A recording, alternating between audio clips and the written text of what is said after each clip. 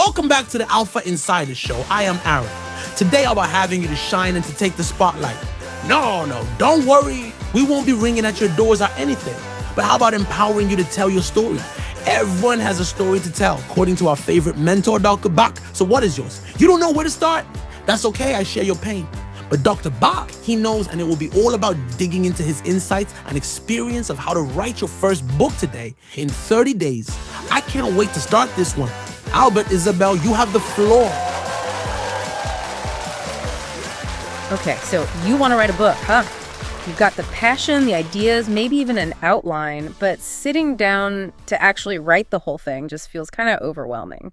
Yeah, getting started can definitely feel like the hardest part. It really can be. Where do you even begin?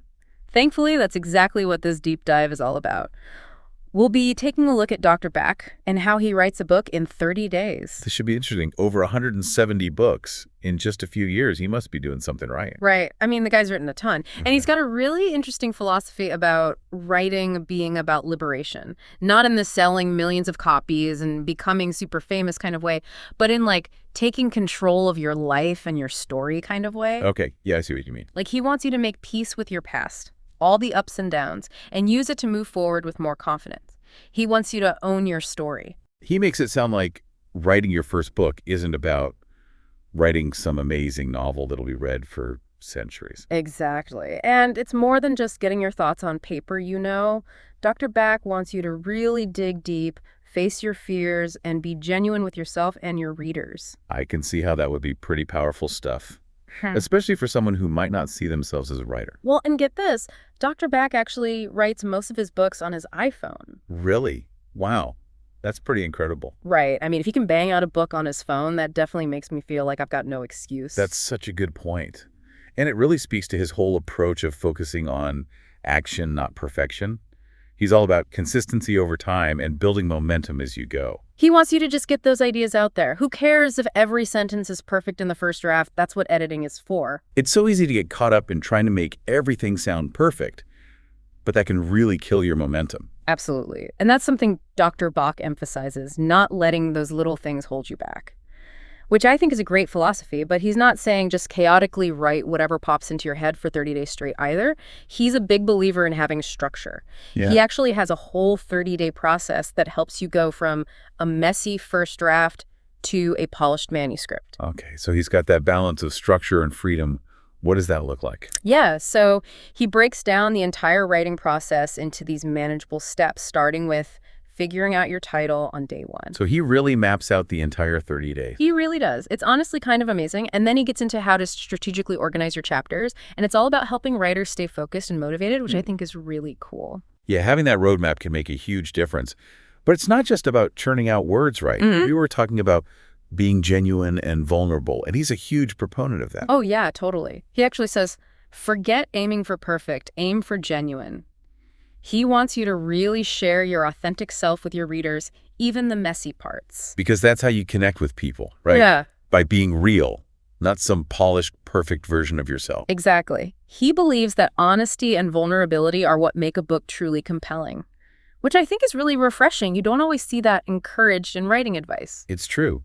And it's scary to put yourself out there like that. It can be. But Dr. Bach has this really interesting way of looking at writing. He actually encourages you to think of it as a dialogue with your reader. Add dialogue. Yeah. How does that work? So you're writing, and you imagine your reader right there with you, and you ask yourself, what are they feeling right now? What do they need to know next? So you're basically having a conversation on the page. I like that. And it's a really great way to make sure that you're keeping your reader engaged with your story.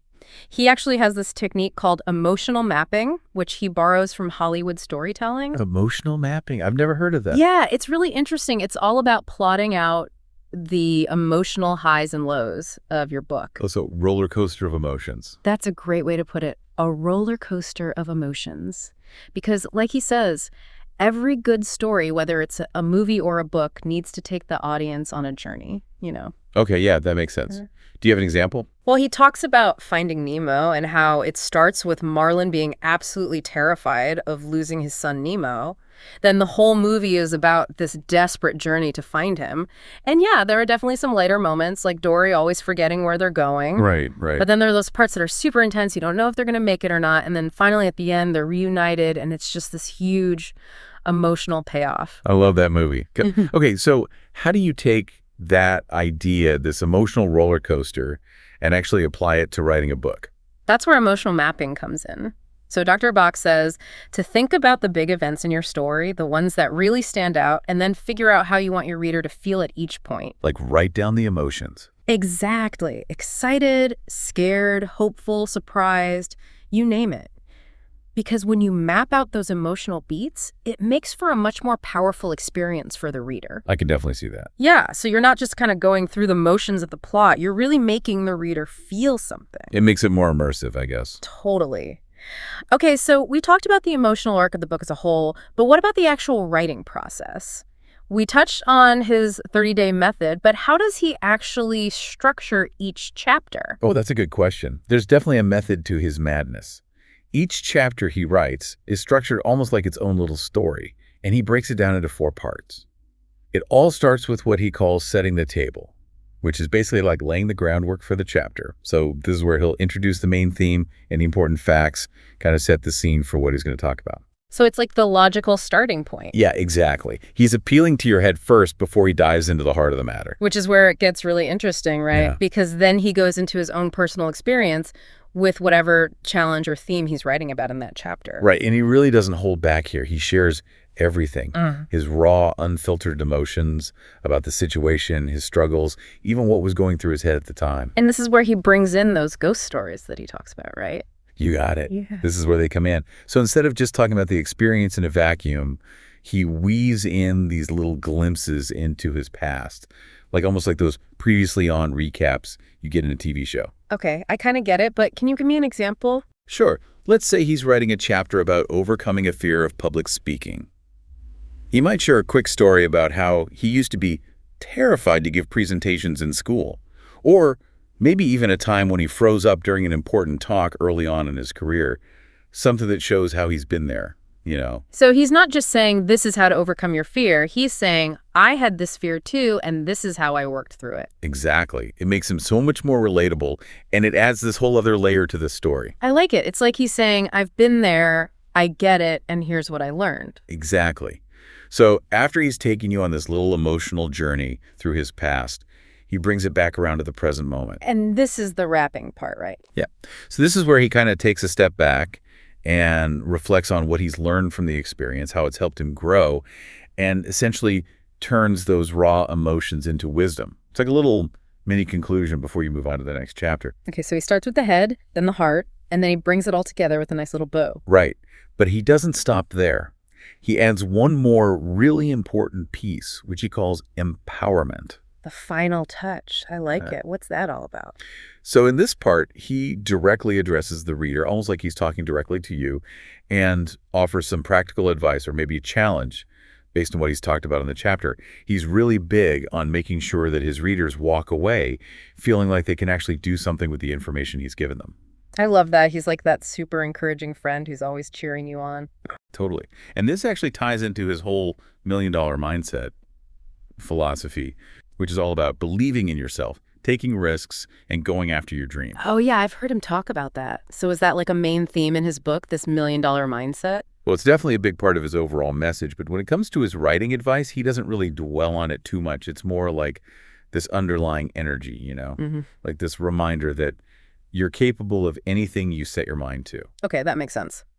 So we've talked about the emotional arc of the book, his unique chapter structure, those little ghost stories he likes to weave in. But I think my favorite thing about Dr. Bach's writing advice is how much he emphasizes writing in your own voice. Oh, yeah. He's all about that. He really encourages writers to let go of all those stuffy rules we learn in school about what writing should be and just write how they speak. Exactly. Like, don't be afraid to be funny or a little weird or to go off on a tangent if that's your thing. He says that writing should be fun and engaging, not this formal, pretentious thing that no one understands. It's so refreshing. Totally. Yeah. And you know what he told me once? He said he actually writes a lot, like how he texts. Oh my gosh, that's amazing. That's so Dr. Bach. He really makes writing feel accessible to everyone. You know what I mean? I totally agree. It's really inspiring. And another thing that's interesting is that he used to be really intimidated by the whole traditional publishing world. Oh yeah, all those gatekeepers and stuff. Exactly. All the rejections and waiting around for someone to tell you your book is good enough. It can be really tough to break into. For sure. But you know what Dr. Bach decided to do? He just bypassed the whole system. Wait, seriously? How? He's kind of a DIY guy when it comes to that stuff. He actually taught himself how to format his manuscripts to industry standards. So he became his own publisher. Pretty much.